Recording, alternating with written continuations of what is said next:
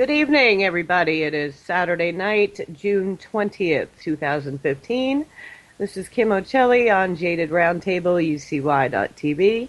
Hope everybody had a good week. Not too much going on here this week other than the blazing heat. Tomorrow is Father's Day, so all of you daddies out there, I hope you have a nice Father's Day tomorrow with your little babies. And it's a good one, I hope. And if you're not a daddy, well, happy Daddy's Day anyway.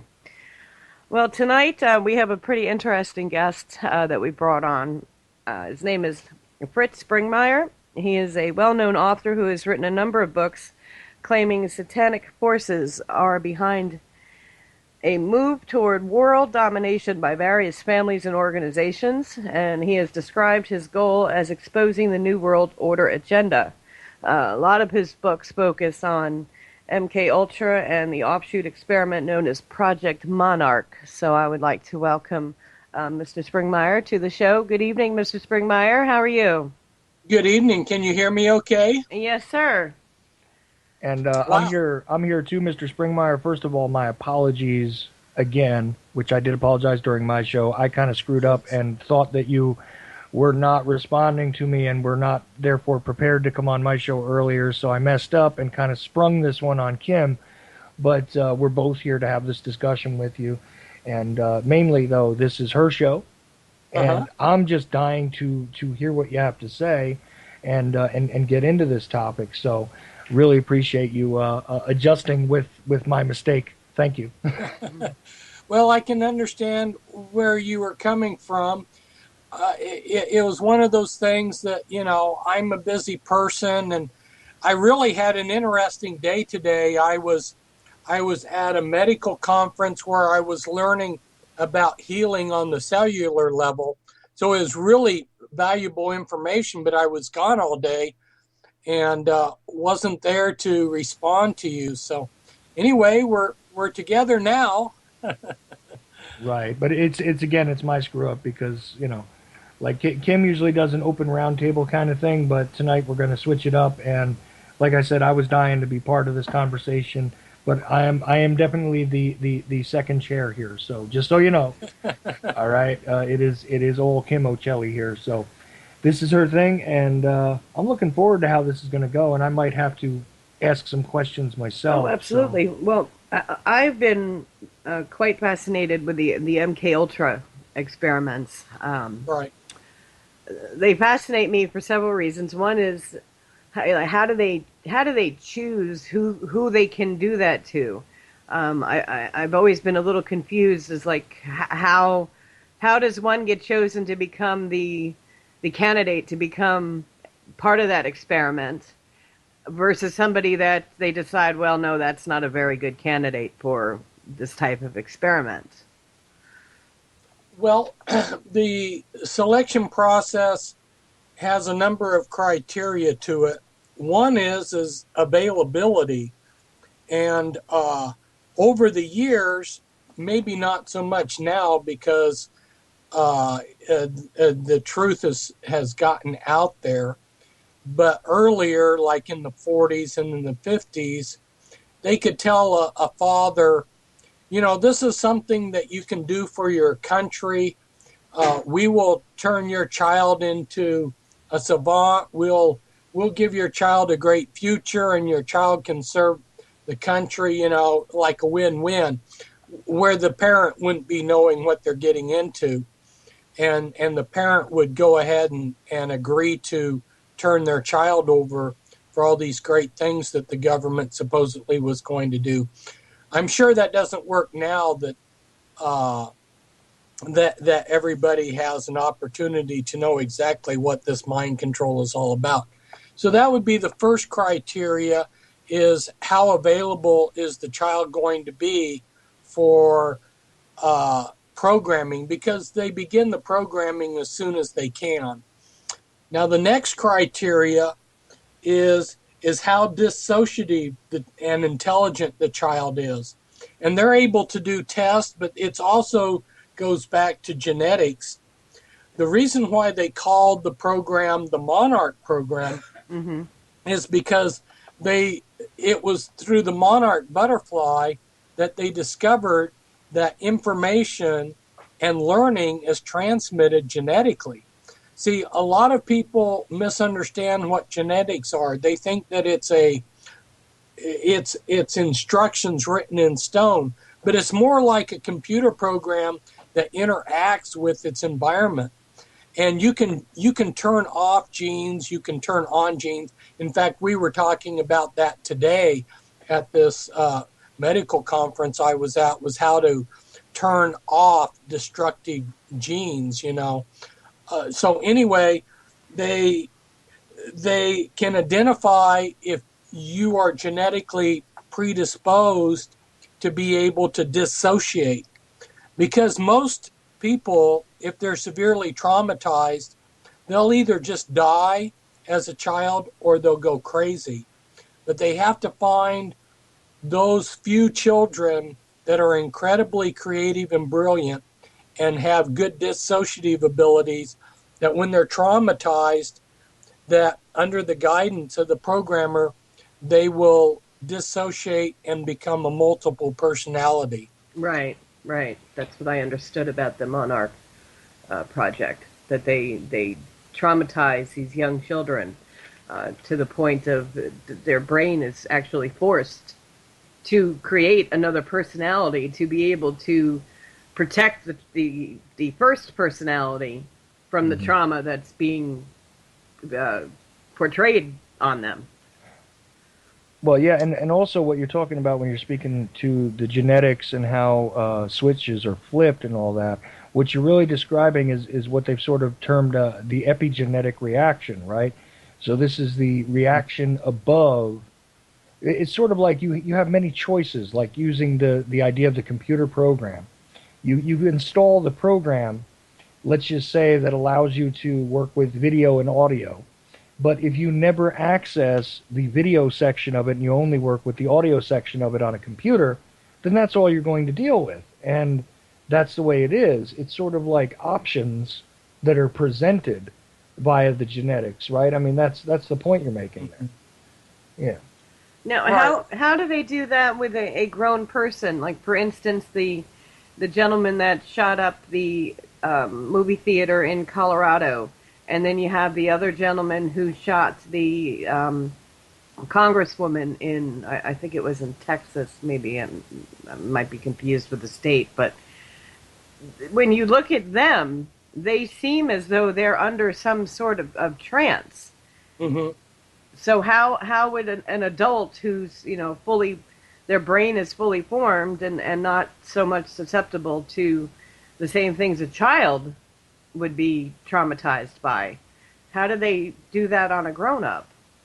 Well, generally, the people that are being programmed, in the majority of cases, they're being programmed from they like to split the mind at 18 months. That's the preferred time point. So most of these mind-controlled, I call them slaves, most of these mind-controlled slaves are being created from very early on in their life. But they are able to identify certain candidates. If they have let's say they have an IQ above 120, and then you'll notice out there, if you live in a city, that there are these hypnotic clinics that will help you with weight loss and so forth. Well, by having these kind of clinics open, they will bring people in and they will find out if the candidate is a good candidate for hypnosis. And then what they do is they start taking them through stages, and they'll have them do they'll have that hypnotic candidate do something that's a little bit beyond what they came in for. Maybe they came in for weight loss or something like that, but they will embed a command in there and see if they will follow up on that hypnotic suggestion. And if they do, then they will take it to the next level, which will be a level 2, and then they'll have them do small jobs. If they do those small jobs, they'll take them to the next level, level 3, where they're given some codes and specific things to do and some minor scripts. If they follow that, they'll take them up to the next level. In other words, they're just seeing, this is somebody who's an adult that hasn't been programmed as a child. They will take them and they will monitor them. And if they can keep pushing the person, eventually they'll do a complete rewrite on who they are. They'll erase their mind. They'll take them into a place where they do some heavy duty mind control, and they will overwrite what they knew in their past. They'll give them a new identity, and they will take them to level 5 where they can send them out maybe as an agent. So yeah, they're and then to cover that all up, a lot of times they'll have a cover story that the person was in an automobile accident, or they could actually be in an accident, and during that time that they're in the hospital, they're actually being programmed. Right. So there's a movie, Nowhere Man, which shows what I'm talking about happening. So, and the thing is that there's recruitment at all sorts of stages of development, right? I mean, you not only have the, because you talked about babies basically at 18 months of age.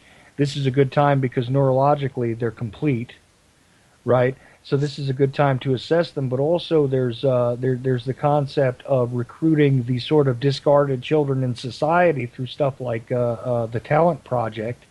I think that's exactly what it was called, either Project Talent or the Talent Project, depending on who you talk to, where, they get these sort of wayward kids who, grow up in trauma. They're already, of course, the commonality is that they're all traumatized, but the younger ones are systematically traumatized, and sometimes they also recruit from a pool of already sort of organically traumatized younger ones as well. But my point being that actually recruitment occurs at all sorts of stages in development, doesn't it? Yeah, primarily they try to get them, identify them as a candidate for programming before they're born. They have some tests that they're able to give them while they're still a fetus, and they start traumatizing them while they're in the womb so that they'll be very dissociative. So they already carry out some of the preliminary stuff even before they're born. That's what they prefer. And then the child, it hasn't formed its identity or its concept of itself. And so it's totally moldable. They're able to make this child into whatever they want it. And that's a lot easier than dealing with an adult who you already have to work around certain things. It reminds me of how certain companies like to hire people that are fresh, that don't have any job experience because they want to train them their way, Right. Now, when you were talking about the places that do the hypnotism, like you just walk into the everyday corner store, you want to lose weight or you want to quit smoking type shop, do they have people that are watching those shops, or is the government involved with these facilities? Or the intelligence agencies set those places up. They're not benign like they come across. So yeah, they have been set up for those purposes. That doesn't mean that they don't accomplish. If you're trying to quit smoking and you're not somebody that they want to take advantage of, you may very well go in and come out, having stopped smoking. So just like a shell company that's allegedly set up to, say, transport oil, right, and that's what their cover story is, it doesn't mean that they don't actually occupy themselves with transporting oil. They just may also be quite well, involved in human trafficking. I mean, just as an example, let's just say. Right. Just because their front purpose is a front purpose, it doesn't mean that they don't actually participate in that sum in order to give themselves legitimacy as an entity. Right. Exactly. Like a massage parlor. Like a massage parlor. We know that there's a legitimate massage parlor out there, but then again, there's not. most of them seem to be there for other purposes. It's kind of the same concept, except This would be, the intelligence community. Right. And remember, there's a separation. You got to understand there's a separation between the government per se and the intelligence community. Mm-hmm. They are intertwined, but they are not necessarily the same thing. But separate. Yeah, like the CIA proper is one thing, but the various creatures that the CIA has created are totally different, independent, autonomous monsters. Now, I did notice with this Project Monarch, it does seem to, they seem to attract a lot of the younger Disney stars. Like, Britney Spears was a Mouseketeer, Christina Aguilera was a Mouseketeer, and then you have Katy Perry, and then, of course, you have Madonna. Do they only target the famous children who grow up, obviously they grow up, but the famous children who are in the spotlight so they can continue to put that message out?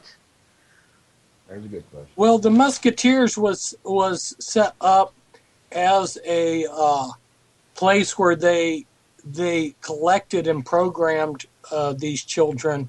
So the Musketeers are programmed children. That's not Disney. And I did in one of my big books on the mind control, I did a whole, I don't know, it was like, I'm going to say like 80-page expose of Disney, because from very early on, the Disney films have been used for programming. Fantasia. I went through, I had somebody that I invested a lot of time in to try to get them deprogrammed. And then they had programming alters. They had been used to program other people. So we sat down and watched Fantasia, and I was able to go second by second and give a rundown of how Fantasia is used for some of the base programming. So a lot of these Disney movies have an ulterior purpose, and Disney itself and Disneyland and so forth have been intimately involved with this type of programming for a long time. But if you just watch Disney movies, you'll see that they're blatantly occult. Like watch Bedknobs and Broomsticks, which came out in 1971, and you'll find witches in there and all kinds of magic, Black Cauldron, Beyond Witch Mountain. You could just go on, Hollywood Hall of Fame. You could just go on and on of all these Disney movies that have all this occultism in it. What blows my mind is you have Christians that wouldn't watch something that was listed as a cult, but they think that because it's a Walt Disney movie, it's got to be good and family oriented, and they'll sit their children in front of these. I've seen it happen. They sit their children in front of these Disney movies that are full of magic and occultism and don't think twice about it. Right. Now, do you think that these movies, the little ones that are sitting there watching these movies, is that another way of producing mind control without them actually being in a room being mind controlled? Like, are they, maybe I'm not wording it right, but are they able to be mind controlled just by watching these Disney movies, or is that kind of way out of there? I think what she's trying to get to is it programming, right? On a mass scale to, like, say, normalize stuff like this, or is there direct triggers that are meant to induce particular states that you see evident in these types of presentations? Because my argument has been that it's been very strange to watch the evolution of Disney, and Walt Disney himself had cooperated with OSS people and everything. I do believe he a Freemason.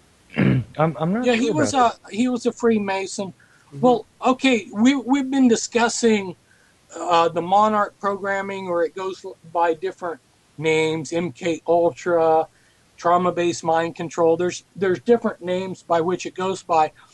But during the programming, they actually use Disney films to embed certain things. For instance, there's a character doorknob, which is it's a doorknob that's portrayed like a person.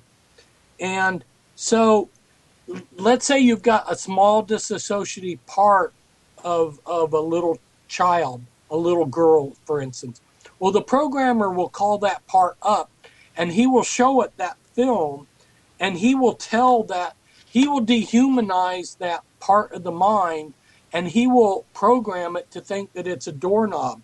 And the Disney movie is being used to help with that programming. It's a visual aid. So then later on, let's say 10 years later, and the child is watching the character doorknob, they're reinforcing that programming. Or let's say they're seeing an enchanted mantle clock, or like letters that come alive, like they have animated alphabet letters. Mm-hmm. These are all things that are used in the original programming, and to watch it again then reinforces that programming. Like tons of the characters in Beauty and the Beast, like, right? Yeah. So, you have trees singing and talking, and so you have within the internal alter system. Alter is the term that they use for a personality and a multiple personality disorder, which is now called DID. Those different personalities are called alters, and some of them will be trees and flowers, and those things, those trees have been internally built with the aid of Disney movies. Now, the other part of your question is, can this in a general way be influencing people that aren't programmed? Well, sure. If a child watches movie after movie that promotes witchcraft, they're being desensitized to witchcraft. Now, that our whole culture is so inundated by witchcraft, the American people are so used to it that it doesn't even register with them what's going on. One time here, I live in Portland, Oregon. So one time I went down the street to different fast food places, and every fast food place was promoting witchcraft. They were giving toys out that were into witchcraft. One of them, Burgerville, its placemat was teaching the child how to hypnotize his parents. Oh, wow. Yeah, you're going like, whoa, how do they get by with this, Right. But every one of them was into occultism. And where I'm going with this, one of the places I'm going with this, is if the American people went into a fast food place like Burgerville, McDonald's, or whatnot, and they were given a bag, that they were given their hamburger in a bag that promoted Christianity and Christ, they would be outraged. You would even have the Christians outraged. And yet, one of the fast food places I went into, they were putting the burgers in a bag that had a wizard on it. That, in fact, I can say who it was. It was Wendy's restaurant. And they were teaching the kids how to throw fireballs and use a magic wand and things like this on the outside of this bag. And the thing of it is it goes right over people's heads. The Americans have been so desensitized, they don't even realize Wicca is a religion. Right. You are having a religion promoted as you're eating. And you wouldn't allow Christians to do that, or they would probably be upset if the Islam was being promoted on Burger King's uh, stuff, Sure. and yet they turn right around and don't even recognize it being done by because it's witchcraft.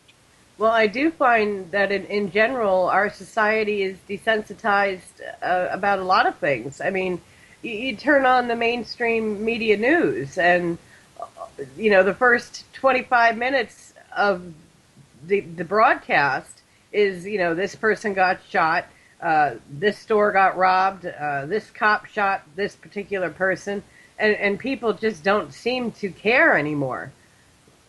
Yeah. I think it's a much broader problem than just the Disney movies.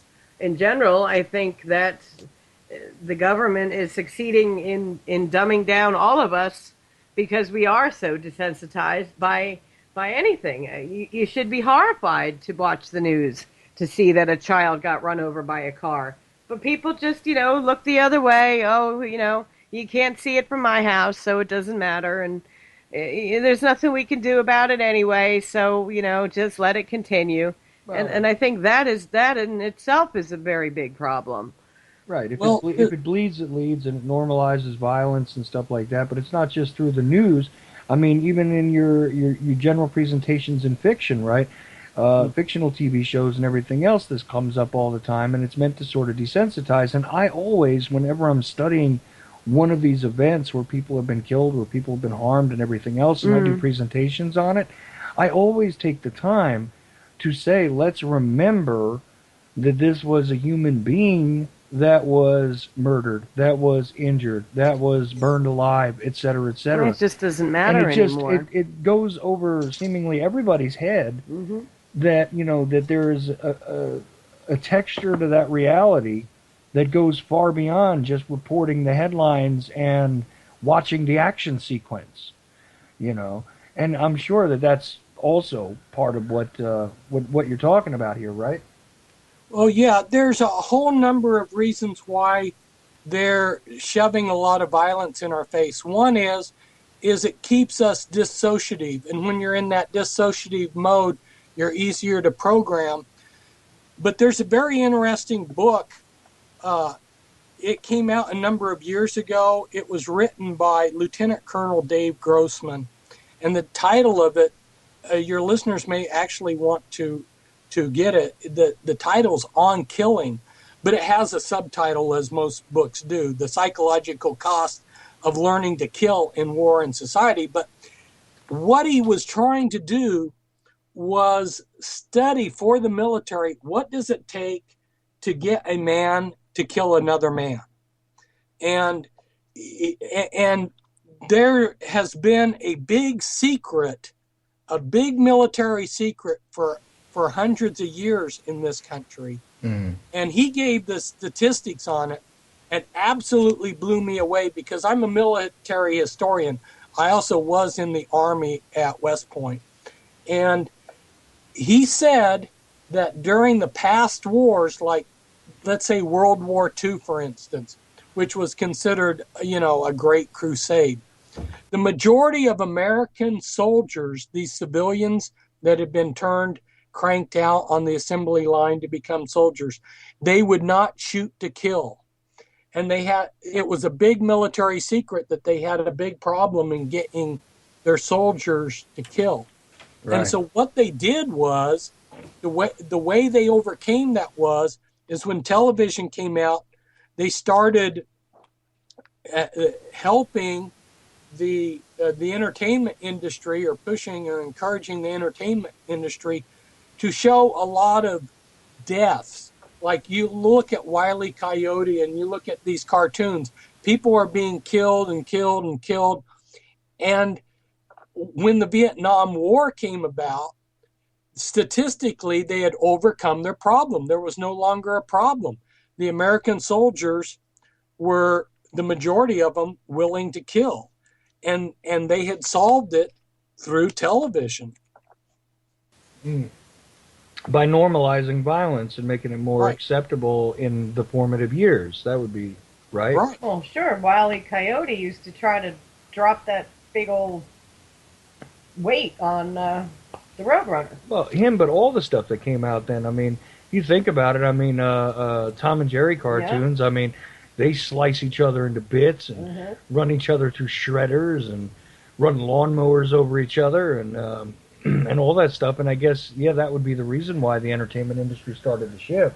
Well, unfortunately, I think a lot of parents use the television as a babysitter, and they're really not paying much attention to what it is their children are watching. Yeah, isn't that true? Well, they use the television as a babysitter, but with the younger generation, they're spending less time on the television and more in video games. And if you look at the video games are even worse than the television. Well, sure. I mean, you have, what's the name of that video game where, Grand Theft Auto, where, series.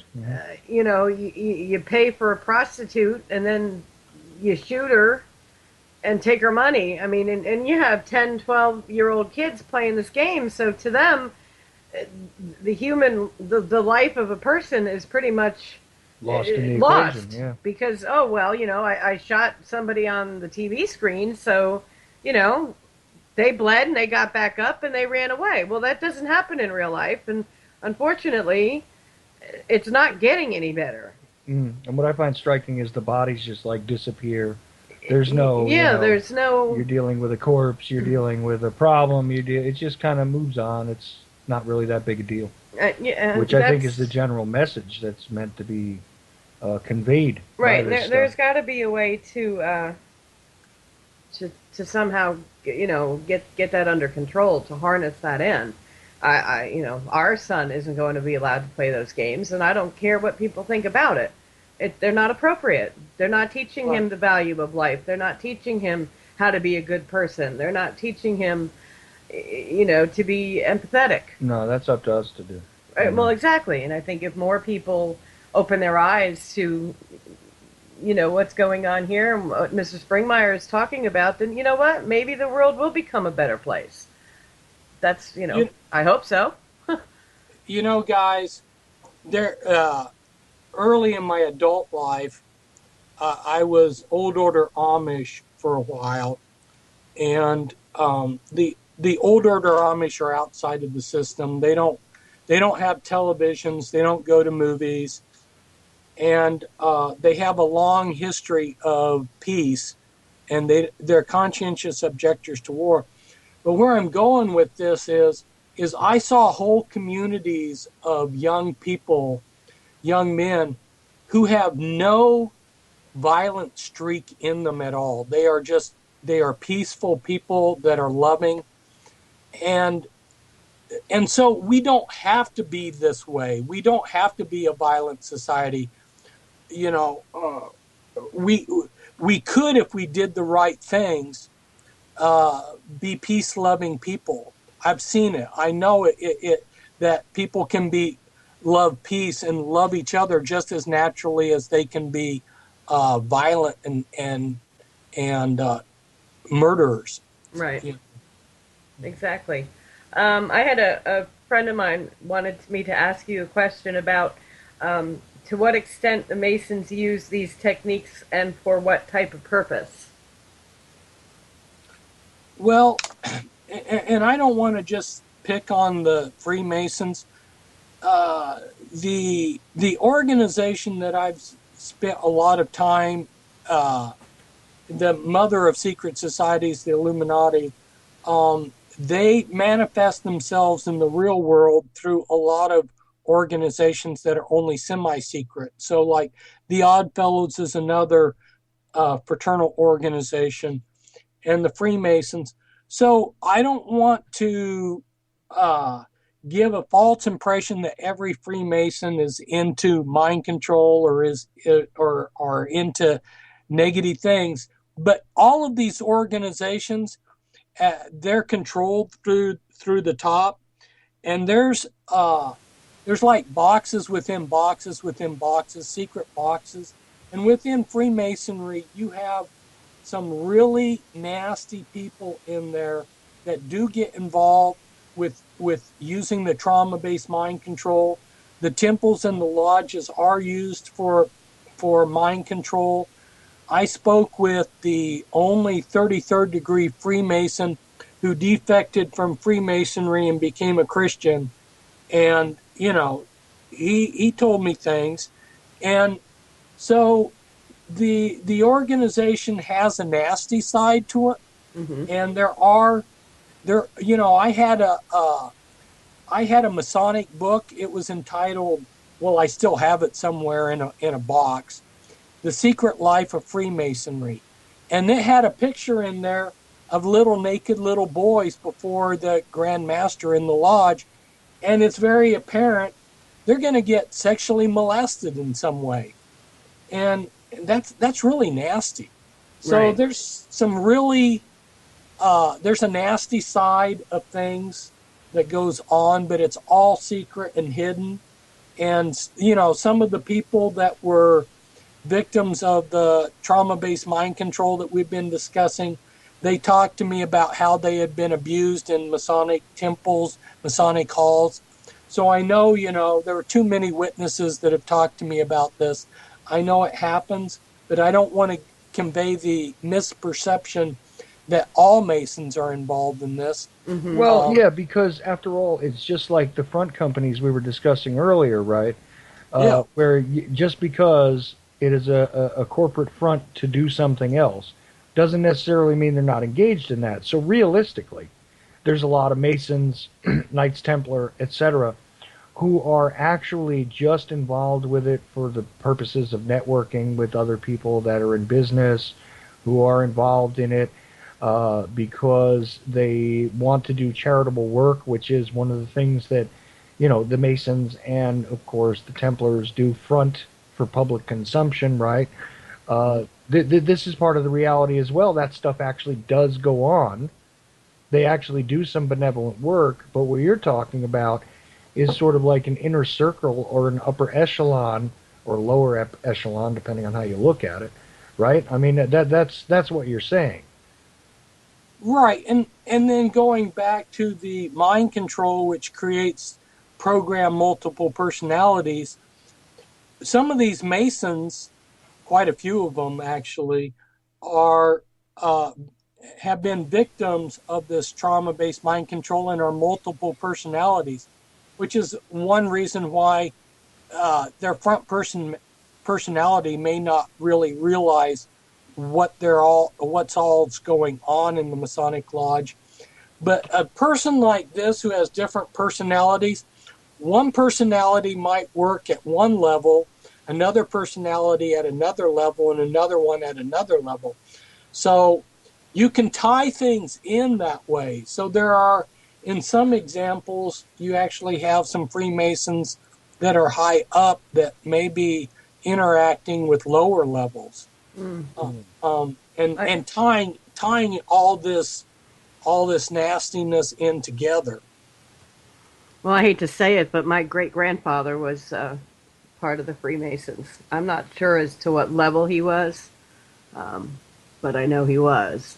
Well, and the guy who's been my best friend most of my life actually Is too. joined a Masonic Lodge a couple of years ago. He's Right. now, involved in all that, but I know where his deal is. It's not about, it's not for him about some sort of, deep involvement in the darkest things possible. In fact, he kind of scoffs at my notions that stuff goes on. We're not real close anymore, but Right. but you know who I'm talking about. Oh yeah. Well, if you are a part of the Freemasons, are you able to just leave if you want to, or are you like sworn to secrecy and you're there for life? Well, kind of yes and no there. Let's look at the first couple things that happen when you become a Freemason. The first thing is you fill out paperwork that you request to be initiated into the mysteries. And you go, and again, in my library, I have many Masonic books that are written by the highest Masonic authorities. And they repeatedly say that Freemasonry is a continuation of the mystery religions. So when you ask to be initiated into the mysteries of Freemasonry, you're actually asking to be initiated into the ancient mystery religions. And some of the books will just come out and say that. So that's what you're asking to do. Now, I have a friend who got initiated, and he described his first initiation, and how they intimidate you, like, they actually don't hurt you or anything, but they stick a knife, a sword blade on you, and so forth, and you swear on penalty of a gruesome death that you will ever conceal the secrets of Freemasonry. Well, if you are promising with an oath to always conceal Freemasonry secrets, that means you're taking an oath of deception. You are willing to deceive the public or your wife or whatnot. And I know firsthand some of these Freemasons have been lying to their wives. They go to church, but the fact that they go to church doesn't stop them from lying to their family. They're willing to honor their oath and even lie to their family. So when you're willing to do those two things, you can see where the die is cast. And so some of these guys, as they go through their Masonic career, they're told, hey, if we ever need you, you're going to be there for us. And then maybe one day the brother comes and says, we need you to do this, or we need you to do that. And sure enough, by and large, across the board, Freemasons are loyal to their oath, and they carry out whatever they've been asked to do. There are a few Freemasons that want to leave, and my experience with those is their best option is just to sort of fade. They just quit attending. They don't make an issue of, okay, I'm going to quit. They just quit attending and just kind of fade off into the background. And if they do it that way, they get away. And nobody tries to figure out why they're not there anymore. Right, but if they're real confronty, I know firsthand, again, because this came firsthand from somebody in the lodge. Somebody who's real confrontive about leaving the Freemasons, they will actually discuss in the lodge about how to kill the person. I've heard that. Yeah. That's not good. So probably it's best to fade out quietly. Yeah, apparently. Just disappear. Apparently. I'll tell you, this is definitely a fascinating subject, and we didn't even begin to point people at Mr. Springmeier's work. Oh, So. yes, please. If you would like to tell everybody about the books that you've written and where they can be found. Please do, because Okay. I want to get into other subjects as well, but because you've written on a wide variety of subjects, but go right ahead. Okay, well, if people are interested in seeing my books that are available, my website is pentracks.com, pentracks.com. Pen like you write with a pen, tracks like a bunny rabbit makes in the snow, pentracks.com. And you'll see my books that are available. I've written quite a few books. I wrote a 7-book series on the Illuminati. It's the who, what, when, how. So the who book was Bloodlines of the Illuminati. And the what book was Be Wise as Serpents, which is like 800 pages. It's a monster book. It should actually be 3 books. Wow. And then there were 3 books on the mind control, which is the how. And then I have some other books on the Illuminati too. But those are the main ones that I wanted to talk about. And then I've written quite a few other books too, but most of them are out of print. And so I don't want to frustrate the listeners with talking about books that they can't get a hold of. But yeah, I've written on other subjects too. But the heart of my message has been, I'm a Christian, so I have a Christian message as well. I try to give people hope as well as expose the darkness. Right, and of course I wanted to sort of transition into one of those books because interesting imagery came across to me recently when they were discussing these releases from the alleged scene of the Osama bin Laden assassination. Did you take notice of that? That there was, it looked to me like your book supposedly Well, on his shelf, Bloodlines I, of the Illuminati. Is that right or wrong? on May 21st, last month, why the intelligence agents, the CIA, released the list of books that were supposedly seized when they raided and killed Osama bin Laden, and my book was one of them. And the Guardian and another British newspaper broke the story, and then the American press picked up after them, and then CBS contacted me and said, "Well, do you want to make some kind of a statement? What's your reaction that Osama bin Laden was reading your book, Bloodlines of the Illuminati?" Well, and my reaction is, why is this being said now? I mean, we've got this Jade Helm 15 coming up, and, why now, 4 years after he was supposedly shot and dumped, his body dumped in the ocean, are they now saying Yeah. that my book was with him? And then the other thing that I pointed out is that the book is a good book, and anybody who's interested in knowing who makes decisions in the United States is going to be interested in my book. For instance, in the very front of the book, I came out in the mid 90s with a genealogy chart that shows how 25 American presidents are closely related. Mm-hmm. And so that's fascinating stuff. We think that somebody grows up in a log cabin and there's this deep search for who's the best qualified person to lead this nation. And so they find this person who's pulled themselves up by the bootstraps and is just, a rail splitter or something like that. And then because they're the best person for the job, they become president. And that's not the way it works. Right. Right. Well, these guys are definitely selected, not elected, first of all. And Second of related all, somehow or another. I do want to congratulate you because many authors have ghost writers. You appear to have a ghost reader because I assert the idea that the figure supposedly named Osama bin Laden is likely dead for more than a decade before they seized your book. But but hey, look, I'm just one of these crazy conspiracy guys.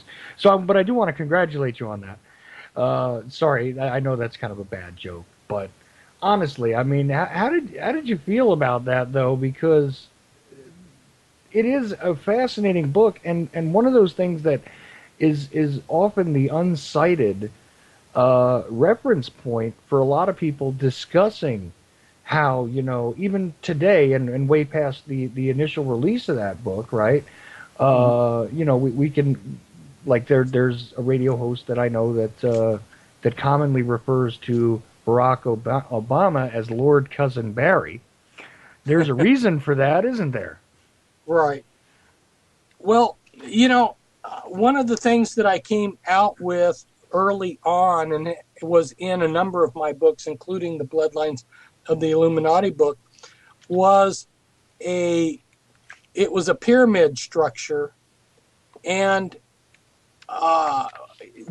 what's happened is that hundreds of people have taken that, and they took off that it said copyright Fritz Springmeier. That got dropped very early on, and one person after another has borrowed it from one person, has used it, and then another person borrowed it from them, and it's all over the internet. Mm-hmm. And so a lot of the things that I wrote about and I established have then been used as grist for people's websites, their articles, and they don't even know where they got the information, where it originally came, I should say.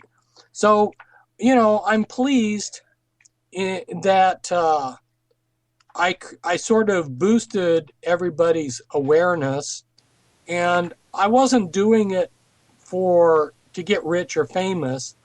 Although at times when my material is stolen, it you kind of wince a little bit, because you know that if I was given more credit, then I would be able to do even more work. But yeah, that's the way it is.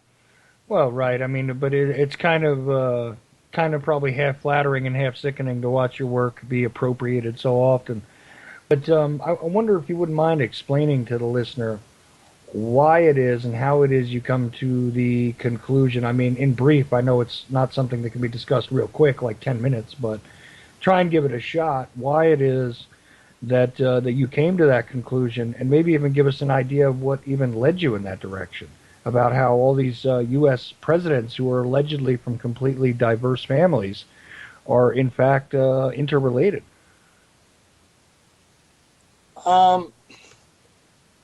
If I understood the question correctly, you're wanting to for me to explain how I came to the conclusion that the presidents were related. Well, that, and also what started you on that path. Like, what was your first hint that kind of got you even looking at that? Because that would be something that, if I hadn't been initiated with that idea, which probably came from you in the first place initially, Right. you know, the thing is, if I hadn't sort of had that idea passed in front of me, I might have never considered it. So I'm wondering how it is you even considered that in the first place. Okay. Well, in 1991, I got a big break. I had been doing thousands of hours of research into the Illuminati, and I felt called to do that. And a friend of mine, a Christian brother who knew the work that I had done, was walking by a group of women, and he overheard them say the word Illuminati. And he was a people person. He turned around and he said, "Hey, if you're interested in Illuminati, you need to meet my friend. He's written all this stuff, and he's researched it, and he's the one who can tell you about it." Well, he didn't realize when he turned around and said that these women, these four women, had been teamed together in the Illuminati, and they were trying to escape the Illuminati. They were like a support system for each other to get out. So I met with them, and very early on in our discussions, I mean, they were interested in learning what I could teach them, because they were under this trauma-based mind control. They would go into suicide programming if they talked about the secrets. But they could tell me some, but I could tell them some, so we could work back and forth. But two things stuck out, and one of them was the importance of the bloodlines. Up until that time, if you go out and read the books that were talking about the Illuminati, you'll read about the Bavarian Illuminati, philosophy. You'll read about, various things, but nobody had talked about the significance of that these were generational satanic families that were very powerful, that went back to antiquity. But when I started working with these ladies, they emphasized to me the importance of the bloodlines. And one of the ladies was of the Van Dyne bloodline. One was from the Rothschild bloodline, and another one was the Collins bloodline, and then the fourth was connected, although she wasn't of the Reynolds bloodline. She was connected to the Duke Reynolds axis of the Illuminati. So they keyed me in on how important this is. And then as I started working with the mind control, I came to realize how important genetics and these bloodlines are in terms of the mind control. So that's where I got my eyes opened to how critical this was. So you know that if they're putting people in positions of power like a president, those presidents have to be controlled entities. You know, you can't have a president doing his own thing. Now, the Kennedy bloodline was one of the Illuminati bloodlines. They've been taken out of the hierarchy. They're no longer a top Illuminati bloodline. During our lifetime, they've been taken out. But JFK, when he was president, he was the son of an Illuminati bloodline, you know, and he didn't follow instructions. He thought he was president, and he started dismantling all of their agendas. And of course, they got disgusted at him, and all different kinds of organizations collectively worked together to assassinate him. That's the problem. If one of these presidents doesn't follow the script, is you have someone like Kennedy that they have to assassinate. Well, I'm curious about Kennedy, though, because you bring him up, and he's somebody that I've studied the assassination a long time.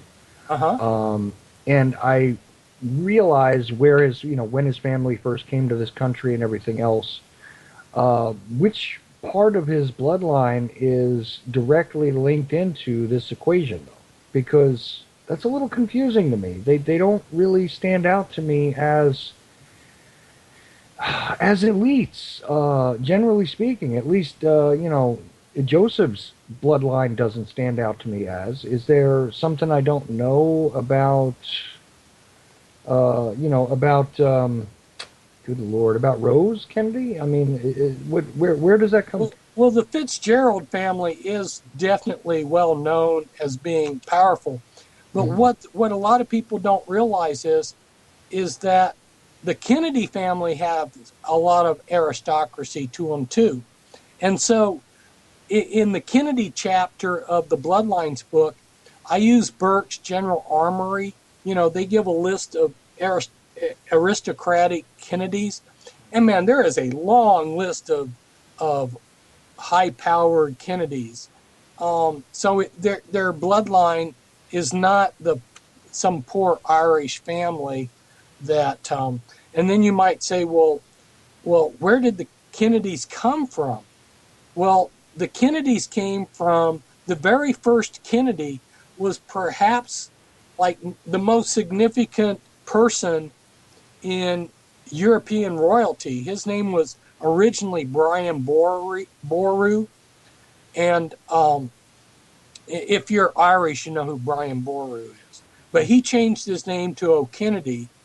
He's the first Kennedy. And all of the European royalty are related to Brian Boru, the first Kennedy. So, people think, oh, well, the Kennedys, they're just a bunch of Irish. No, there's a lot more there than meets the eye.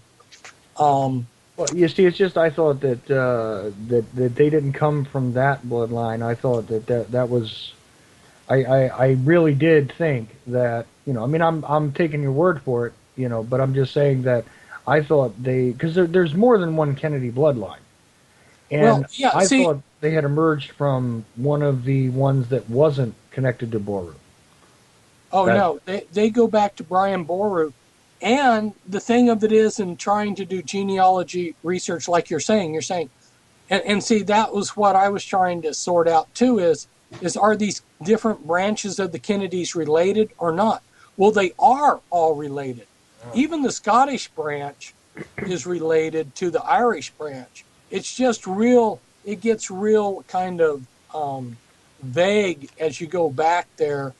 So it's not, and you're not going to read, okay, they're all related, but they all go back, because the very first person to create that name was Brian Boru. It's a name that he created. And then, oh, that's true. That's where the O. Kennedy name comes from, which was later on transposed to the Kennedy name. Right. I know that's correct. I know that for sure. I'm not a genealogy expert, so believe me, I'm not challenging you. I'm just asking the question because... Right, it's a good question. I find it fascinating, and I'm sure that anybody else who has even a vague understanding would make those kind of challenges probably on a lot of different figures, that are involved in this genealogy structure. And you could spend an entire lifetime practically studying, just maybe two families, which which you accomplished a lot more than that. But I'm just saying, just to study the genealogy of two particular families gets rather confusing. Well, it is because the Kennedys are, that surname is like one of the most popular Irish surnames. So you have a lot of people that are Kennedys, but you can definitely trace it back to Brian Boru, who was the original person who created that name. And he was very, very powerful and very famous. One of the things here in the United States is we don't really get into not only American history, but for sure people don't get into European history. And so some of these names like Brian Boru don't mean anything. They don't mean diddly squat to an American. See, my grandparents were Irish and Sicilian, so guess what? I've got a little more of an understanding. Like, I know the origin of my surname, and stuff like that, and it's interesting. It isn't aristocratic, but it's interesting. And in a lot of cases, this stuff does get convoluted, especially in this country, because names are just sort of transposed for one reason or another, not necessarily being linked directly to the bloodlines. But when you look at these roots in European history, this was very important, because this was sort of like your lineage was all about what you inherited. Earlier on in history, like when the name was created, there was a good reason for that, and that was so ever after heirs could be named. And this is pretty significant and falls right into this story. But meanwhile, Kennedy is not even the more interesting one to me regarding the bloodlines, because geez, in recent history, we've had a serious dynasty from one particular bloodline that may actually continue on into 2016, right? Yeah, and I sometimes get a gag reflex thinking about that bloodline because, I wish that we hadn't suffered through two of their presidents, but the Bush family are. They are so interconnected with everything. If you look at my different genealogy charts, I mentioned one of the genealogy charts, but there's other genealogy charts in there. For instance, I show how 11 presidents tie back into the Merovingian, which is the 13th Illuminati holy bloodline. And, so the Bush family connects in with so much, and so it's not an accident. Jeb Bush is not the best man in this country qualified to be president. There are scads of people that are very brilliant and qualified. So unfortunately, he has that clout of being part of the system. And so, anyway, it is what it is, isn't it? Apparently. Did you want to ask a question about the Bushes? And no, actually, I wanted to go back about 10 minutes ago when we were talking about the bloodlines. Yeah. But if we trace the bloodlines back as far as the biblical history allows, who would you say, in your opinion, is the originator?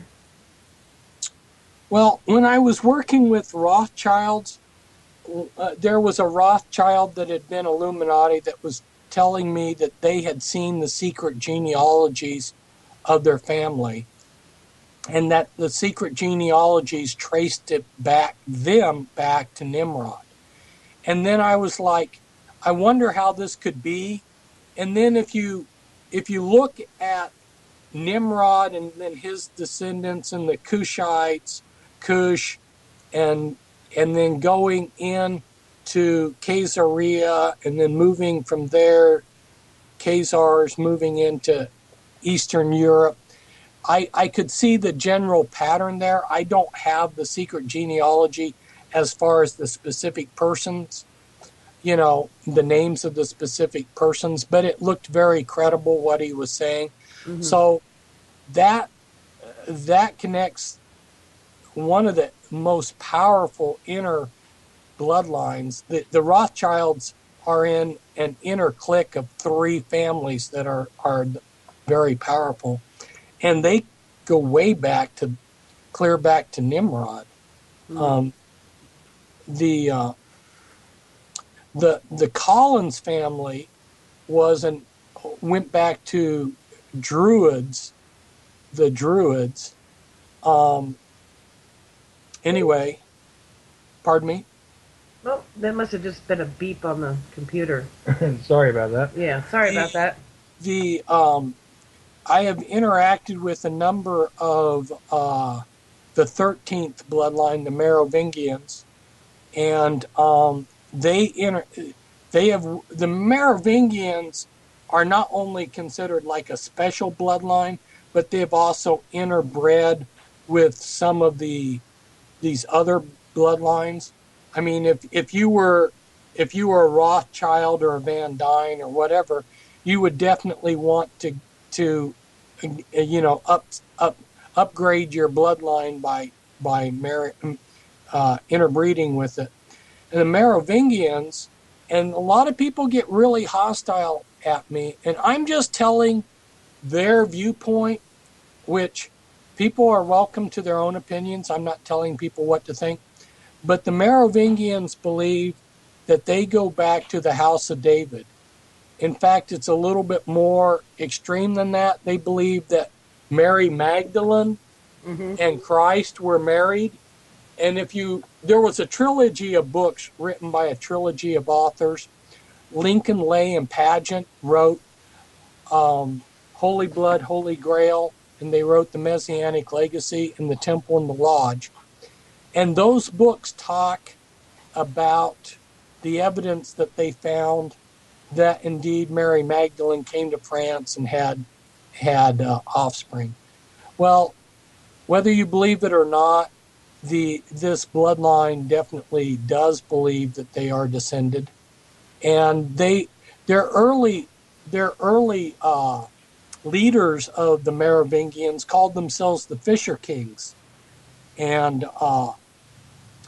the Van Dyne family today has Merovingian blood in them. Van Dyne is one of the 3 inner families. And I guess I'll stop right there and let you take it wherever you want. Well, you had just brought up, Nimrod. Right. In your opinion, is that why... Sorry, hold on. I just lost my complete train of thought. Oh, okay. In your opinion, is that why the Disney women always use the images of the Queen of Heaven theme in their videos? A good point. You will notice that the elite identify with Babylon totally. Hollywood is constantly identifying themselves with Babylon and the images of Babylon. The European Union, which is controlled by the Illuminati and its key people are Illuminati, early on when they were being created, they were taking images of Babylon and applying it to themselves. I think it was like 92 or probably about 1992. I wrote over to the European Union and I requested a poster. It was a large poster and they sent it to me free, and it identified the European Union as rebuilding the Tower of Babel. And they had upside down stars, which if you're into witchcraft, you know the upside down star is witchcraft star. They had the 13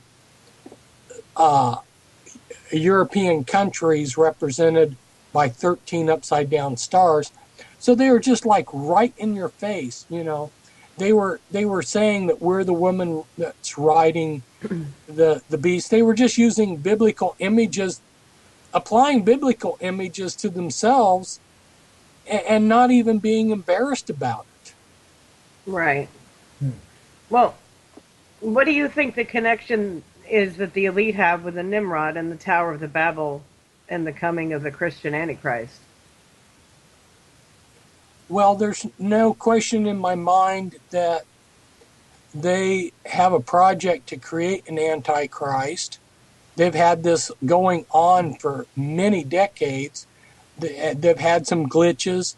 I have worked with people that had firsthand eyewitness experience with the project, and they've been trying to create basically a superhuman, joining different high-powered bloodlines together, weaving them together, doing different things to create this superhuman, and waiting for the right time to spring them on the world, and being totally cognizant of how to manipulate people using biblical imagery. So one has to understand that these people understand the Bible and are not intimidated by it. And if they can use biblical imagery for themselves, they will. Right. When do you think that time is going to be when they feel it's the time to spring it on us? That's a good question, but I don't, even if I knew a timetable, I wouldn't say it, because in the past, their timetables have changed and it left me holding the bag. Okay. When I would say, okay, they're going to do such and such on such and such time, and then they change their plans, and I'm the person that then people come at me and say, oh, you're a false prophet, you're giving false information, you're this, you're that. And so I just like, you know what, I will not give time frames on anything anymore, because even when some of the things that I said that were going to happen on a certain date, when they did happen, if the press didn't report it, then people still think that I misstated things. Right. Well, I respect that answer. That's a good way to protect yourself, so you don't look like you're some kind of false poof or something.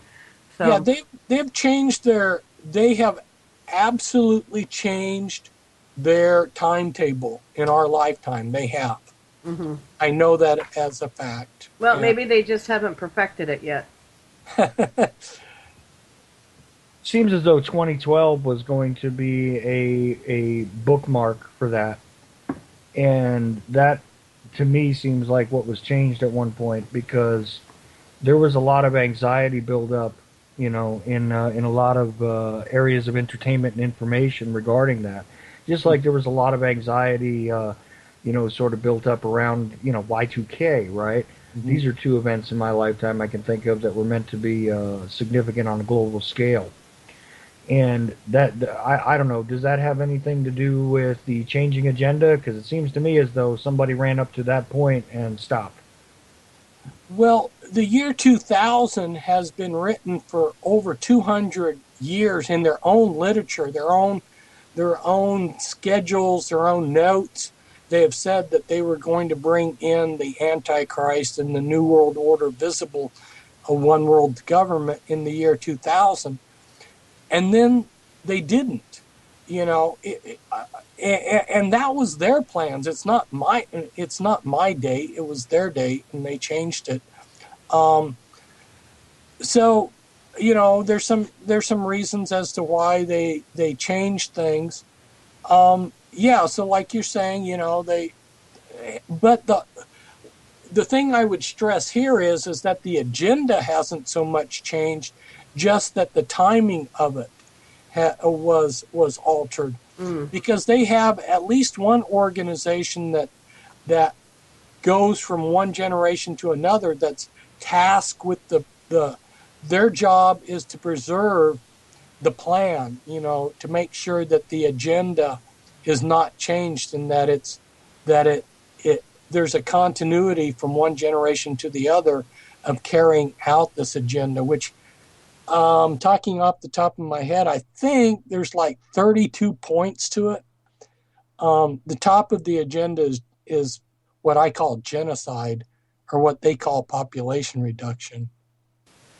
Can you? I'm not familiar with this, so maybe you can explain it to me a little bit. Something about the Watchers. You mean like in biblically the Watchers? Yes. Well, you have angels. You have angels in both good angels and bad angels that are watching things. And, as an example of the good angels that are watchers, it says in the Word of God that they are amazed at the plan of salvation, and they're just curious to watch how it's all going. It's all, playing out. So, and that also ties back into the book of Enoch, Mm-hmm. which didn't get put into the Bible, but back in Christ's time period in the early church was considered very important book. And the Jews and the Christians in the first century esteemed the book of Enoch, but then over the years it's fallen out of favor and use. So that book is gaining in popularity again because it talks about the Nephilim, and it talks about what happened when the fallen angels came down and mated with women and created a race of giants. And so you have certain people that have been spending a lot of time uncovering giant bones, incredibly large bones, and then you also have this whole thing where there's been a big cover-up of giant bones. Mm-hmm. And so that's a whole interesting subject that, I encourage people to look into it, because at first glance it may seem like this is like really bizarre, I mean, this is like a person might dismiss it, but then if you get involved in looking at the big giant bones that have been discovered, Right. there's no way around it. And Mm-hmm. then you start realizing that they're covering this up. Why are they covering up giant bones? You'd think that they would want to go with whatever they're finding.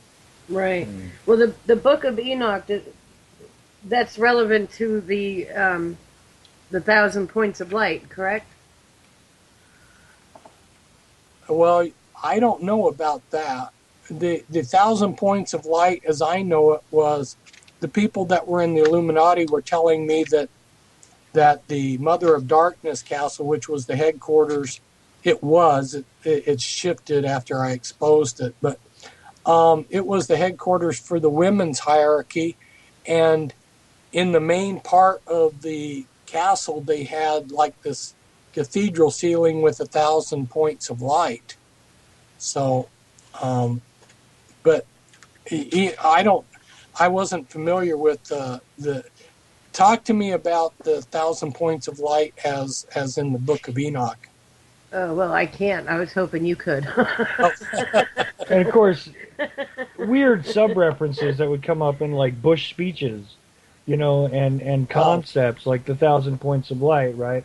And it all correlates to some really weird sort of sub-references. I mean, a lot of this stuff that sort of, just passes by in these speeches and these public presentations really contain a lot of different meanings, and seem to be almost devised so that multiple audiences receive it in different ways, I think. True. Very true. And yeah, the Bushes were very big on talking about the 1,000 points of light. And, there's a ceremony where the Mothers of Darkness use candles too.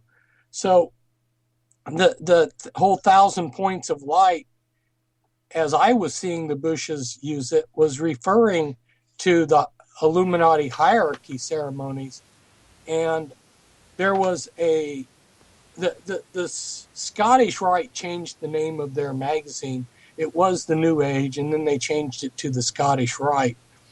And so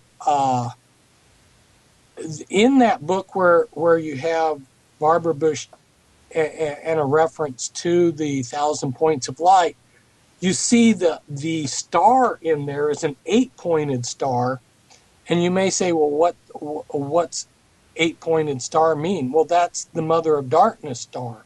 So they, yeah. So an insider would go, oh yeah, they're saying, hey, she's hierarchy. They're talking hierarchy stuff here, but the normal person, it just goes right by them.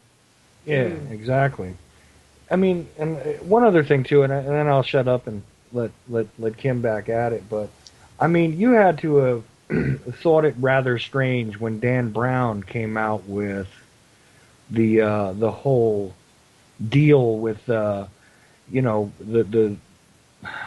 what did they call that again? I forget now. The Da Vinci Code deal. Right. Where it did wind up leading to all this stuff, and it sounds really similar to those other authors that you were talking about earlier, except of course it's a novelization. Right. What did you think of that when you saw that? Well, I thought, okay, here the elite go again. To me, although I didn't see the contracts, I wasn't in the back rooms, I feel pretty sure that somebody said, okay, here's a contract, we'll help you write these, we'll promote these, and we want to get this information out because we want the public to start realizing who we are. We want them to realize that we have this um, this blood from Christ, and because that's one of the cards that they hold to legitimize themselves. And so it looked to me like, okay, Dan Brown's with their program, and I was not surprised that they made movies and he became a big success because that's the way they do it. And here's my weird assertion, by the way. A guy like Tom Hanks and his company Playtone also getting involved. Guess what? This is another guy who doesn't want to tell the truth about the JFK assassination, who doesn't want to tell the truth about a lot of things, who is very much on the same sort of agenda, in my opinion. Okay, and so it was sort of a no-brainer that that's the way that went down. But this happens over and over again regarding these authors, alleged authors that seem to be, I don't know how we could codify this. What helped with their path to success sometimes? Well, really, right. really interesting. And the Illuminati themselves made me a similar deal. I mean, basically, from the hints that they were hinting at, that they would, if basically I didn't act like a Christian, which is not going to happen because that's who I am. I'm a Christian. But if I had wanted to roll with them, they would have financed me, and I could have gotten Nobel Prizes or Pulitzer Prizes or whatever, and they would have had my books ghostwritten. Well, none of my books have been ghostwritten. I've written all my books. So the idea of somebody ghostwriting for me is like, I'm not into that kind of stuff either. So, where they were going with what they were saying to me was not appealing because I write my own books. I'm a Christian, and they're not going to budge me from that, but I could see that most other people would have taken them up on the kind of deals that they were offering and would become famous and wealthy. And,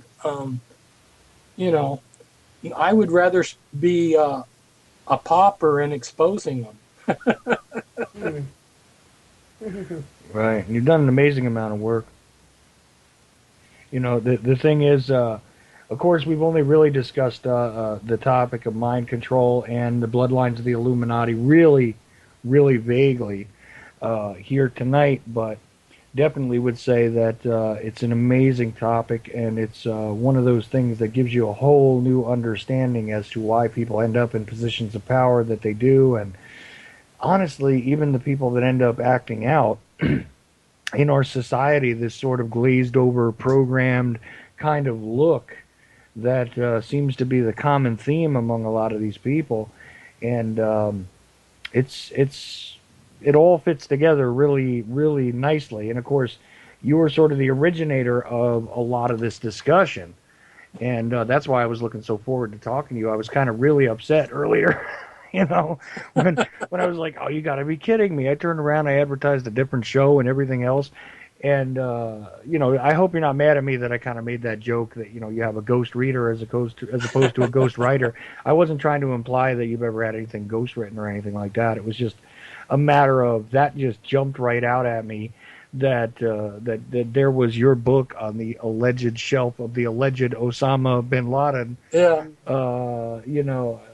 I like you said, I want to know though internally what your first reaction was. I mean, forget about CBS contacting you and do you want to make a statement and all of that. But I mean, what did you actually like? My first reaction? Yeah. They're setting me up. See, that was my initial thought, is that not only are they setting you up, but they're setting up anybody who has since appropriated your work.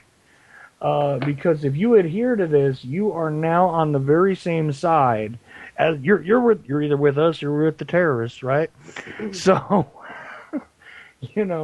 I guess anybody who reads that book would be with the terrorists, and of course the author would absolutely be with the terrorists, but nothing could be further from the truth, of course. You're actually after the truth, and you don't even care about receiving payoffs and whatever else. That's not what you're in this for, obviously. Otherwise, none of your books would be out of print, to be honest with you. Because go ahead. Jumping in here on what you're saying, I know firsthand how they can distort things concerning books, because they raided me, the feds and SWAT teams raided me back, that was 2001. And at the time, I had 2 rooms with bookshelves all over these rooms, large rooms. And I have no idea. Maybe we're talking 1,000 books. I don't know. A lot of books anyway. And they cherry-picked the books that would look bad, and people that are patriots had sent me books like, what to do until the revolution starts and things like this. They took those books, and that's what they told the press about. So the point being is they could make me look like anything they wanted. And that was before 9/11. If it had been after 9/11, they might have found some book about Islam in there and tried to make me out to be Islamic. Who knows? But it was just so unfair, but that's not the word I want to use. It was just so outrageous that they could cherry pick books. They didn't know whether I'd read these books, whether I agreed with them or anything, and then hold these books up to the news media and say, see, this is what this guy has. That's outrageous. And they shouldn't have even been able to seize those books because they had nothing to do with what the search warrant was about, nor should they have been allowed to have demonized me in the media like that. But I've already been demonized before, years ago, back in 2001, over books like, them doing something like that. Do you have any YouTube videos out that are available? There's a lot of YouTube videos of conferences and things that I've been to. One of the foundational ones was I did a prophecy club talk in 12 major cities. For Prophecy Club, it was 10 major cities, and then I scheduled 2 other cities on my own. So I gave the same talk to 12 cities. And when I was in Kansas City speaking for Prophecy Club, back then they had a television studio, and they did a professional video of my talk, and that's up there. So that talk is very foundational. I encourage people to look at it. My beard was longer back then, But yeah, but that's a foundational video. It's about an hour and a half long, and it gives a lot of good information. And you just in the search box put in your name. Yeah, right in Prophecy Club, Fritz Springmeier, and that YouTube video should pull up. Okay, great. It will be something I will watch tomorrow. Oh yeah, I know. You definitely got Kim's interest on a lot of different subjects here. Do you want to go back into the mind control discussion, or do you want to move on to something else, son? What do you think? Because I find every single area we've gone into. While she's thinking of what she wants to do, I want to go back to something you were saying, because I want to, show the people out there that what I'm talking about is for real. This isn't stuff that I made up. I'm a historian. I'm not a theorist. And if they get Bloodlines of the Illuminati, they'll see that it's history.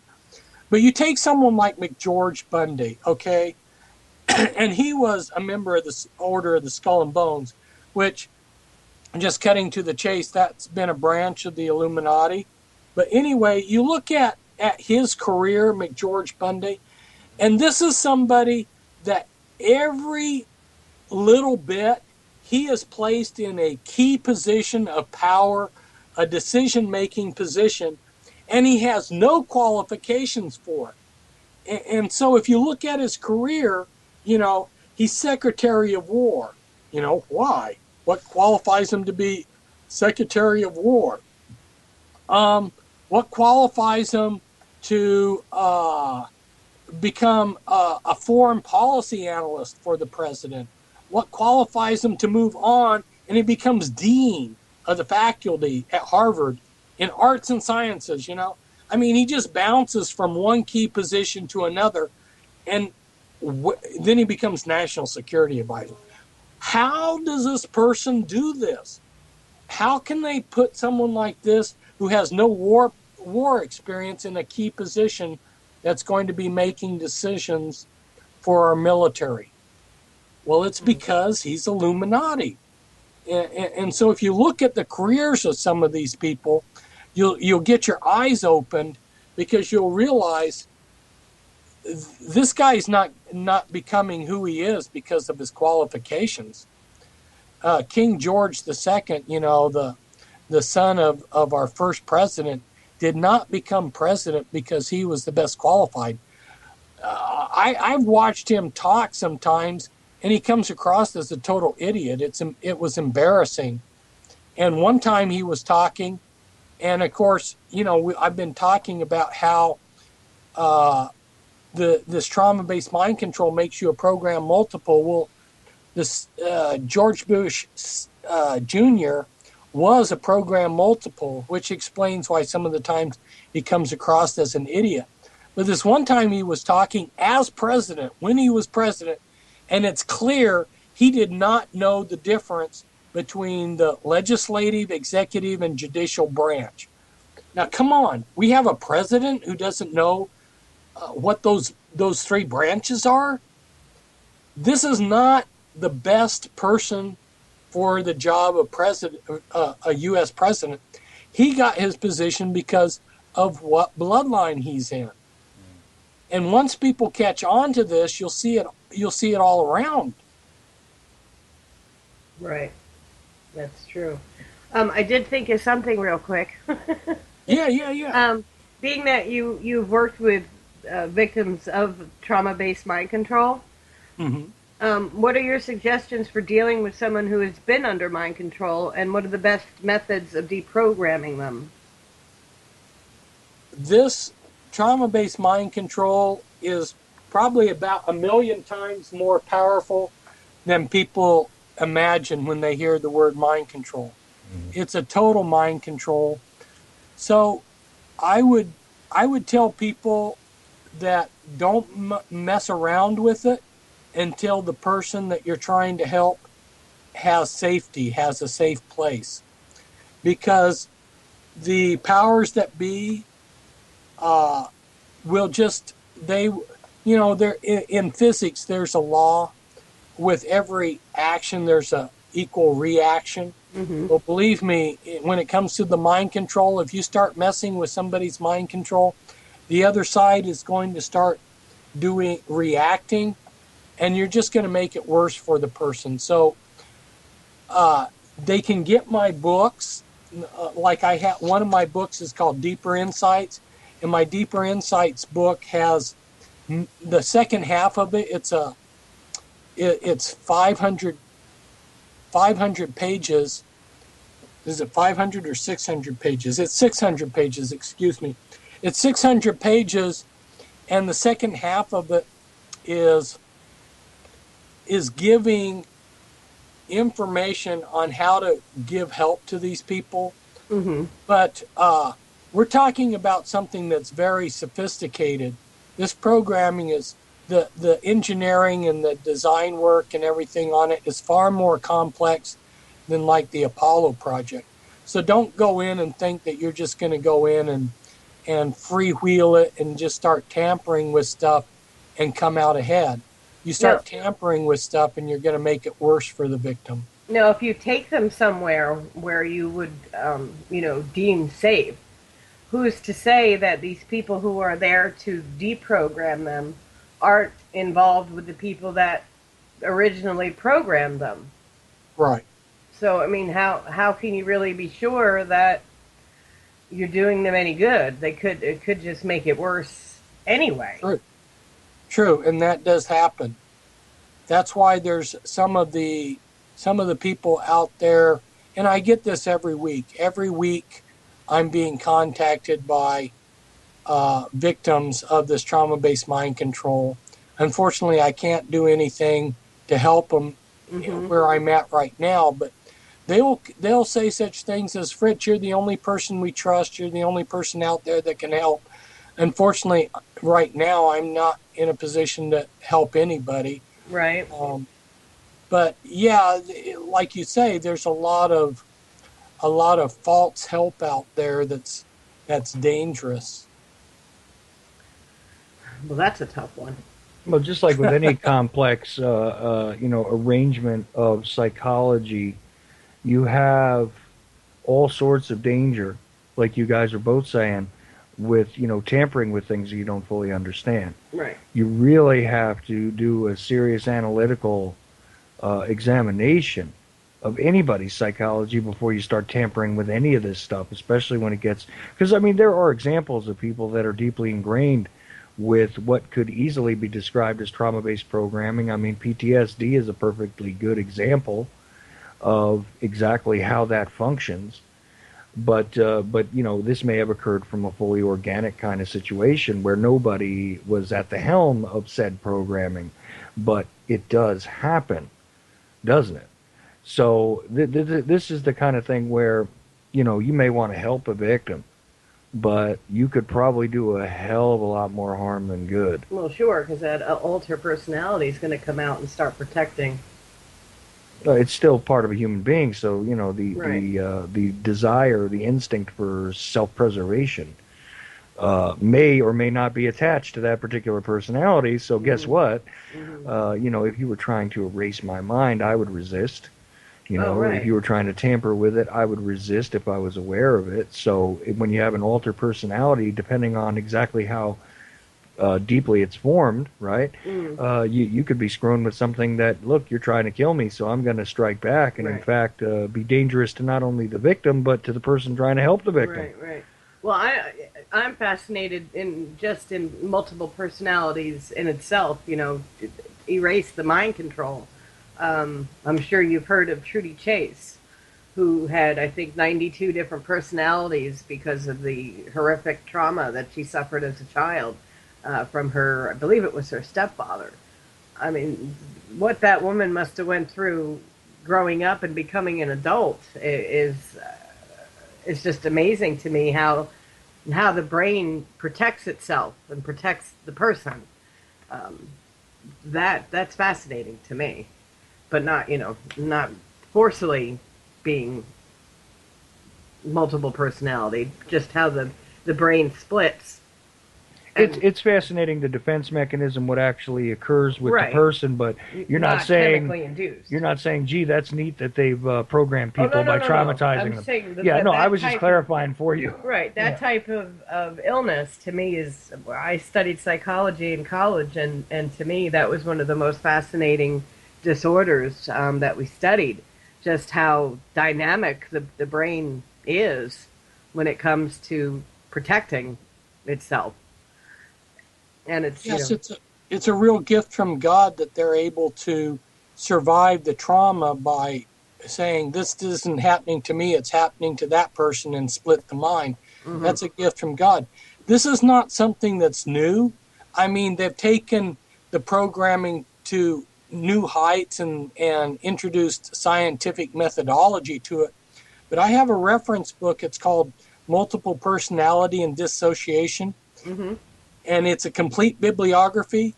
And the rest of its title is Multiple Personality and Dissociation, 1791 to 1992 when it came out. But there's writing in books clear back to 1791, which was one of the, that's back when this country was first just a new country. And so this has been going on a long time, and even longer than that.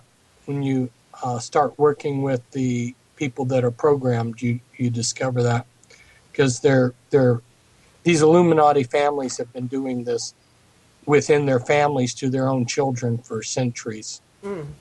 That's sickening.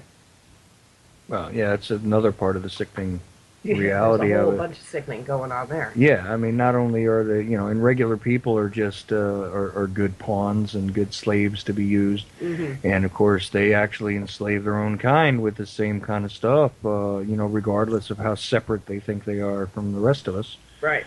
Reality is that victims are all over this equation, really, Mm-hmm. and Right. It's a pretty insane notion. Right. It's true. Um, well, we have about, I'd say maybe, About 15 minutes at most. yeah, or a little less than that. So I didn't know if there was any, excuse me, any other things that you wanted to bring up before I have to close out my show.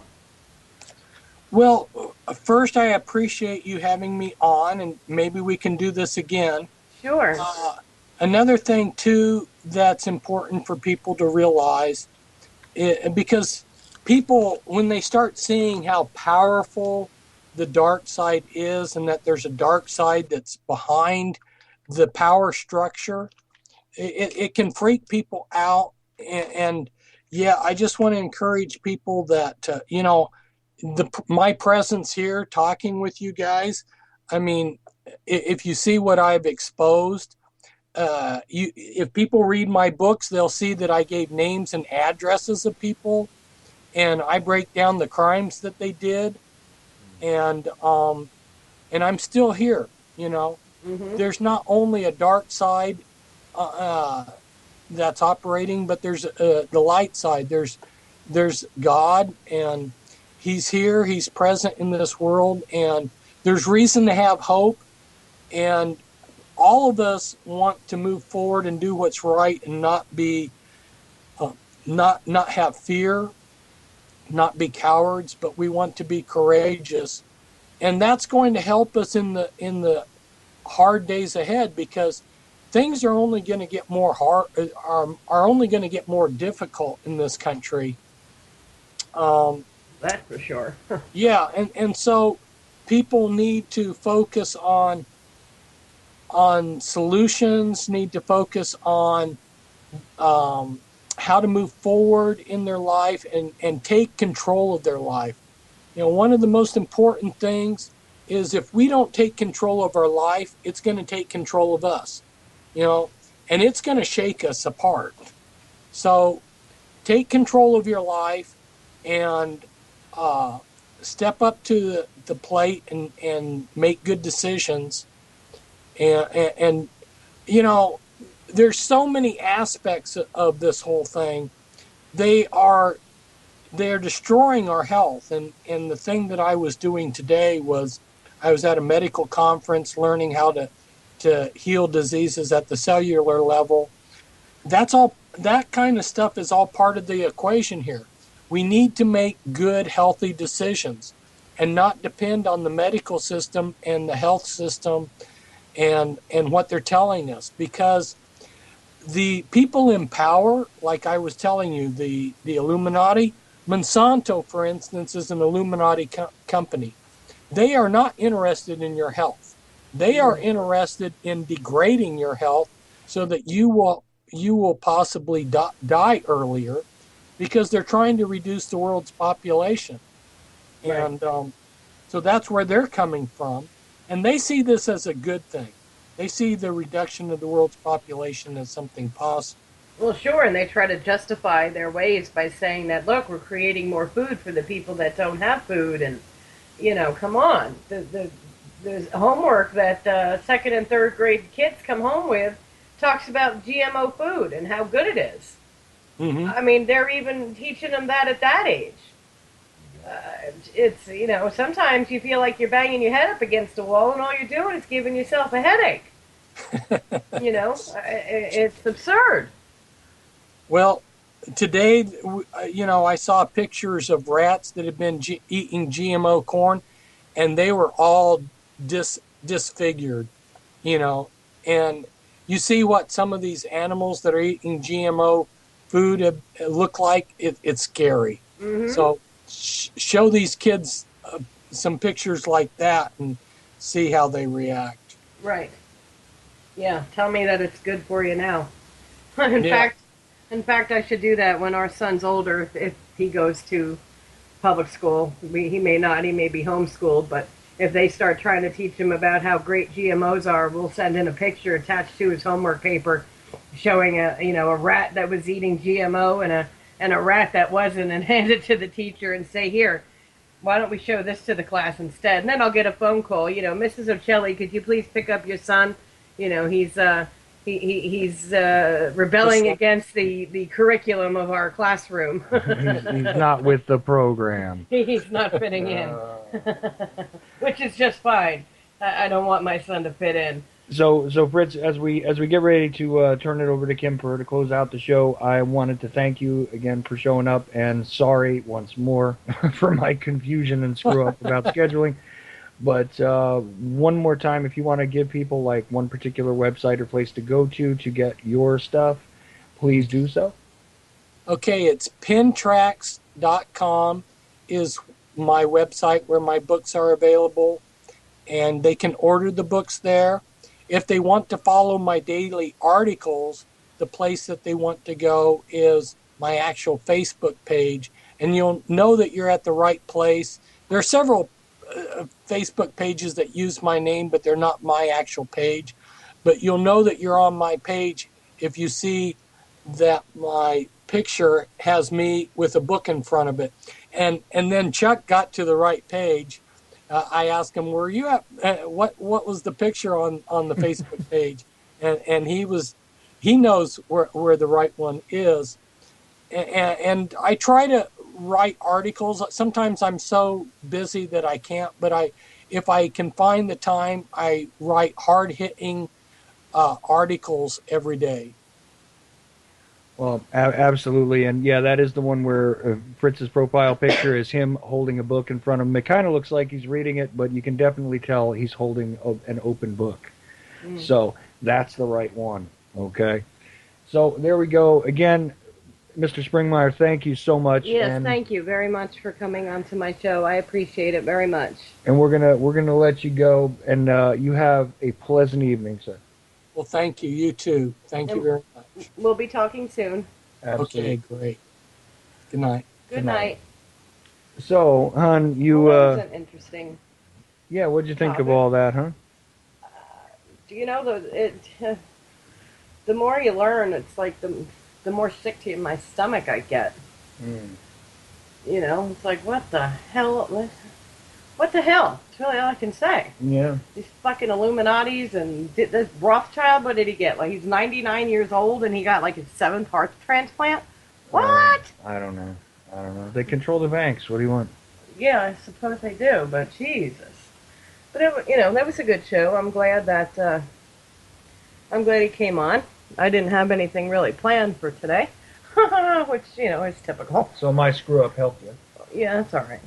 As my screw ups help you sometimes, not There- always. there you go. Sometimes they cause you more grief than. Ah, well, But then it wouldn't be me, now would it? there you go. There it is.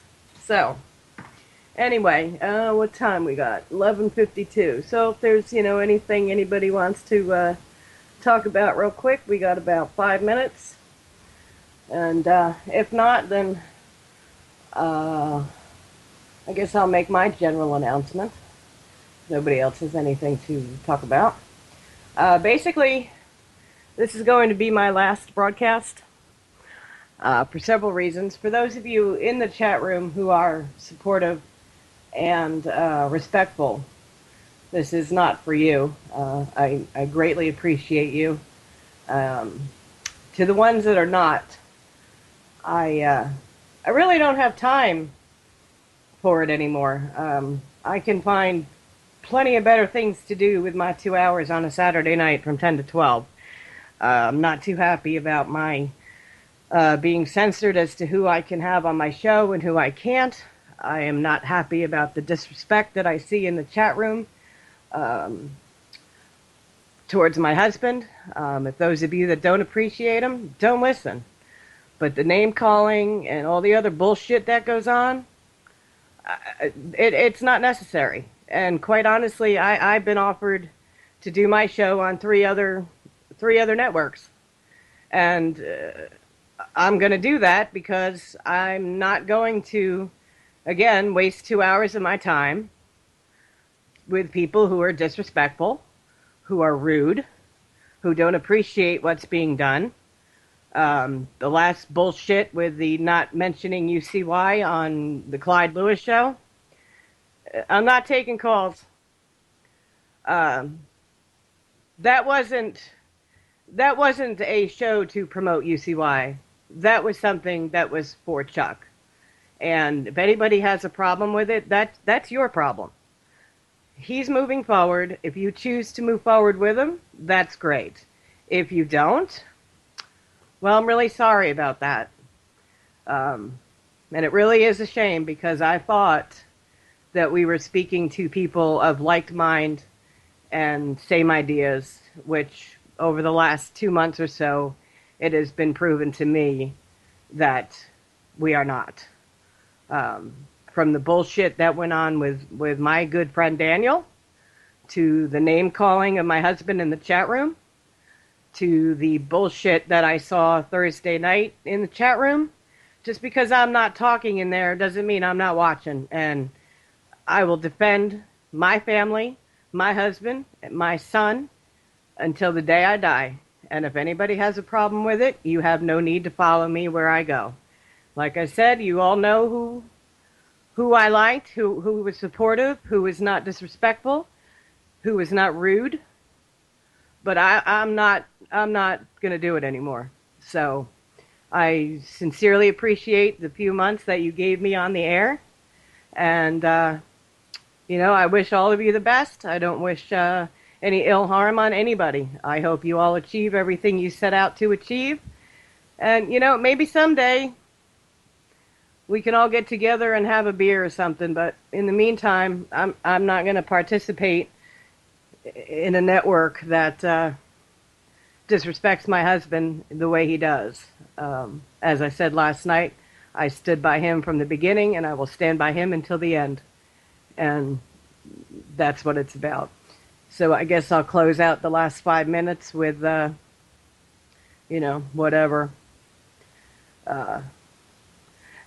To answer to Pop, whatever your name is, obviously you're a little late in the conversation. This wasn't a hit piece on Cracker. And let me ask you something real quick about this. If there's a big war starting out, you really think anybody in the chat room's going to stand in front of you with a gun and protect your ass? I highly doubt it. They're going to run for the hills and protect their own. So if you're blind enough to think that any one of you are going to stand and fight for the other one, I don't want to be a part of that crowd because I'll end up dead anyway. So it had nothing to do with putting a hit on Cracker. It was a rebuttal against an idea, not a particular person. And if we aren't able to speak our minds without being criticized, being called a nigger, being called a Jew, being called this, that, and the other thing, it's not the audience that I care to talk to. So, again, thank you for the 6 months or so that you gave me on the air. But that's really it. And I'm not going to defend who my friends are. I'm not going to stand here on a soapbox and scream and yell that Daniel's my friend. It's not necessary. My friends are who my friends are, and they know who they are. Well, And that's pretty much how it goes. So, I wasn't aware that you were going to do this tonight, but no, sorry. okay. This has nothing to do with you. This is my decision. It's your show. It's your decision. It's your call. I'm tired of it. I'm just part of what you were doing here. I am tired of it. Okay. So, maybe if the chat room had more intelligent things to talk about, maybe it would be better. I don't know. But for now, that's it. So you might as well just hang up and let the last 3 minutes be silent air, because I'm done with it. Okay. That's where I'm at with that. And to the ones that were not rude or disrespectful and have a little bit of class to them and some couth, I love you all and I appreciate you very much. But the ones that don't, that's it. Unfortunately, the few bad apples in the group always ruin it for the rest of them. So I'll be moving my show over to a couple other networks and take it from there. If it wasn't for all the private nastiness, it wouldn't be such a big, but I get it. Well, even that too. I'm tired of the bullshit. I'm too old for bullshit. Name calling and all that was done in high school. We're all in our at least 40s, 50s, and 60s. So your bumper's going to kick in. So. Bumper's going to kick in. So hope you all have a good week, good weekend. Happy Father's Day. Bless y'all and peace out. I'm done. There you go. I guess that's the final word on that.